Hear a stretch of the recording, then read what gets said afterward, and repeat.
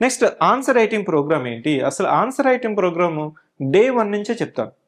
ఎందుకు డే 1 నుంచే చెప్తామంటే ఫస్ట్ మీకు జనరల్గా మనకి ఒక ఆస్పిరెంట్ యొక్క మైండ్ సెట్ ఏంటంటే ఫస్ట్ నాకు కోచింగ్ అయిపోయి, రివిజన్ అయిపోయి, ప్రిలిమ్స్ అయిపోయి, దాని తర్వాత నేను మెయిన్స్ స్టార్ట్ చేస్తా, మెయిన్స్ ఆన్సర్ రైటింగ్ చేస్తాను అనుకుంటారు. కానీ ఈ ప్రయత్నంలోనే మీకు 8 to 10 months టైం అనేది వేస్ట్ అయిపోతుంది.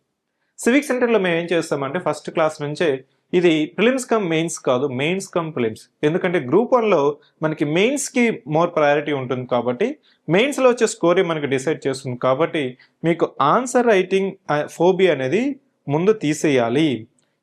ఇది తీసేయాలంటే ఫస్ట్ రోజు నుంచే మనం ఆన్సర్ రైటింగ్ ప్రాక్టీస్ చేయాలి.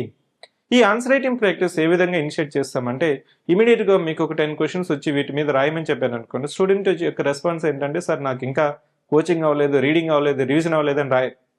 దానికోసం ఏం చెప్తామంటే ఫస్ట్ ప్రీవియస్ ఇయర్ క్వశ్చన్స్ ఇచ్చి వాటిని మీరు ఎంతవరకు అర్థం చేసుకున్నారు, క్లాస్లో చెప్పిన దానికి వీటిని మీరు అప్రోచ్ చేయగలుగుతున్నారా లేదా, కరెంట్ అఫైర్స్లో ఏదైనా మీకు టాపిక్ తీసుకుని దాని మీద రాయడము, ఇట్లా అలవాటు చేస్తూ పోతే వీక్లీ ఒక 10 క్వశ్చన్స్, 15 క్వశ్చన్స్, 20 క్వశ్చన్స్ మనం రాస్తూ పోతే అప్పుడు మనకి ఫియర్ ఆఫ్ ఆన్సర్ రైటింగ్ పోతుంది, స్ట్రక్చర్ అనేది ఆటోమేషన్ అవుతుంది, కంటెంట్ అనేది స్లోగా బిల్డ్ అవుతుంది.